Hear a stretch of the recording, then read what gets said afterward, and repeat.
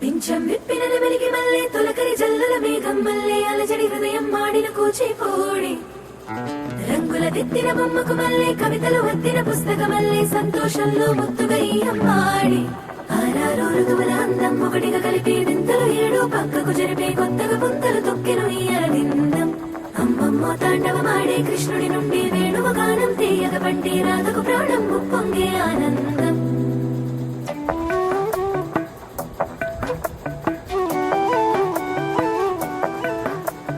మధురము కదా ప్రతొక నడక